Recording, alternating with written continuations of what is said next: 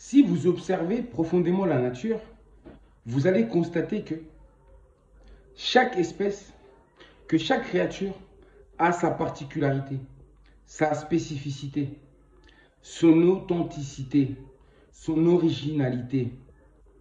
Il en est de même pour les êtres humains. Il existe des êtres humains de diverses couleurs et chaque humain de différentes couleurs possède sa propre identité, sa propre spécificité, sa propre particularité.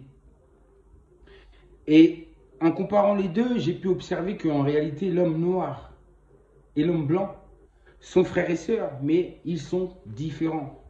Ils ne sont pas pareils.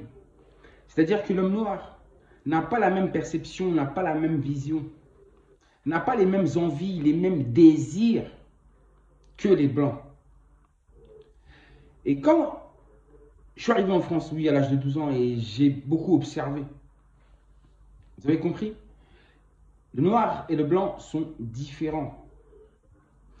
Les blancs, quand tu regardes, quand on observe bien les blancs, c'est plus des êtres qui sont plus attirés par le matériel. Ils sont plus matérialistes. Ils ont plus des désirs matériels. Tandis que l'homme noir, lui, il a plus des désirs qui sont spirituels. Ils n'ont pas la même vision, ils n'ont pas la même connaissance, ils n'ont pas la même intelligence. Pourquoi je dis ça? Je dis ça parce que quand vous observez l'homme noir, vous allez voir que l'homme noir, en réalité, il vit en harmonie avec la nature. C'est ça l'homme noir. Avant que les colons arrivent chez nous, là-bas en Afrique, les Africains ont toujours vécu comme ça. C'est-à-dire qu'ils vivent toujours avec le respect de l'environnement, de ceux qui les entourent. Ils ont une crainte de la nature. Ils respectent la nature. Ils connaissent l'importance même de la nature. Raison pour laquelle ils ne font pas n'importe comment. Quand un homme noir, nos ancêtres voulaient construire, par exemple, une maison ou quelque chose, ils regardaient d'abord, ils choisissaient un lieu précis. Ils respectaient d'abord les codes de la nature. Ils les connaissaient. Ils savaient ce qu'il fallait faire ou ce qu'il ne fallait pas faire. Mais ils savaient surtout une chose, c'est qu'il ne fallait surtout pas s'attaquer à la nature, qu'il fallait respecter la nature. Pourquoi? Parce qu'ils savaient que l'univers, que Dieu, qu'on le peut aussi nommer la source créatrice primordiale, ils savaient que tout ce que l'univers avait engendré, tout ce que Dieu avait créé, vous pouvez parler de création, que tout était vivant. Ils savaient que les arbres étaient vivants, les pierres étaient vivantes. Ils savaient tout ça. C'est pour ça qu'ils vivaient toujours en harmonie avec ça.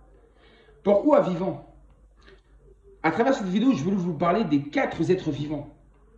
Mais les 4 êtres vivants, pour moi, c'est ce qu'on appelle les 4 éléments de la nature. Et ce n'est pas exactement les mêmes explications que donnent les religieux. Mais voici ma version. Pourquoi? Parce que toutes ces vérités que je vous dis, je ne les ai pas lues dans un livre. Ils se trouvent en moi, dans mes gènes, dans mon sang. Car en moi coule le sang de mes ancêtres. Et à travers le sang, c'est en même temps l'intelligence de mes ancêtres, la sagesse et la connaissance, la science de mes ancêtres. Car la spiritualité est une science. Ils savaient que, mes ancêtres, que les 4 éléments étaient des êtres vivants. Que l'eau est vivante, que le feu est vivant, que la terre est vivant, que l'air est vivant. Vivant dans quel sens? C'est-à-dire qu'ils savaient que l'eau possède une intelligence, une conscience, une mémoire. Ils le savaient. C'est-à-dire que ces 4 éléments ont aussi la capacité de destruction. Ils peuvent faire du bien, mais ils ont aussi la capacité de destruction. Mais cette destruction, ce pouvoir de destruction n'est pas utilisé n'importe comment. C'est à des moments précis. Nos ancêtres le savaient.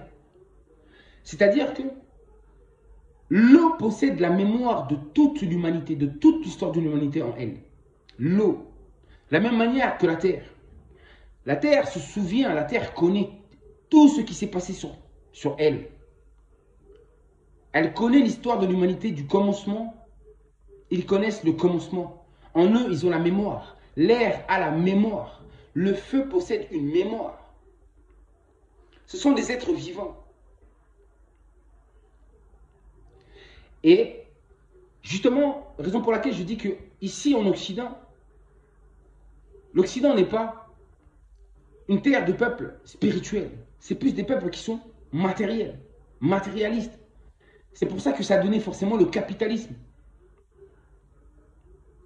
Alors que les Noirs ne désirent pas les mêmes choses.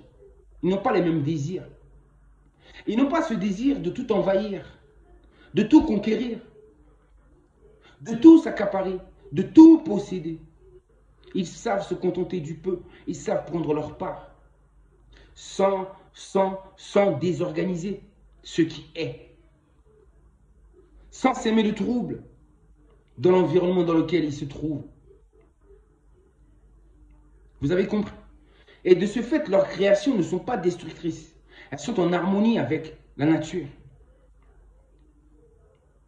Et malheureusement, c'est ce qui n'est pas le cas pour nos frères blancs et sœurs blanches, des Occidentaux. Je parle même des peuples d'Asie. Pareil pour moi, ce sont des Occidentaux. Regardez, quand je marche aujourd'hui dans la rue, je ne vois plus de sable. Il n'y a plus de sable. Il n'y a plus de terre. Il n'y a que du béton partout. Il n'y a que du goudron partout. Il n'y a que des routes pour les voitures. On ne peut plus sentir la sensation de poser ses pieds sur le sable. Mais en faisant cela, vous avez étouffé la terre. Vous l'empêchez de respirer. La terre a besoin de respirer. Et en plus de ça, vous avez tué, vous n'arrêtez pas de faire, vous savez, la déforestation. Ces arbres que vous tuez là. Mais ce que vous ne savez pas, c'est que les arbres sont les premiers enfants de la terre. Oui, la végétation, les arbres sont les premiers enfants de la terre. Parce que les arbres existaient avant l'homme. Pourquoi? Je n'ai pas besoin de lire un livre. J'ai la sagesse de mes ancêtres en moi. Et je vous donne la réponse. Parce que l'arbre peut vivre sans l'homme. Mais l'homme ne peut pas vivre sans les arbres. Sans les arbres ont la capacité de brasser de l'air pour nous fournir de l'oxygène. Sans les arbres, nous ne pouvons pas vivre. Mais les arbres peuvent vivre sans nous. Et c'est là que j'ai compris qu'eux, ils étaient les premiers. Et que nous devons les respecter.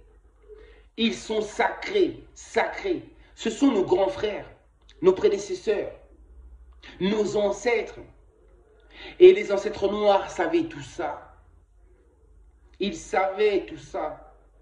Ils n'arrachaient pas un arbre pour rien.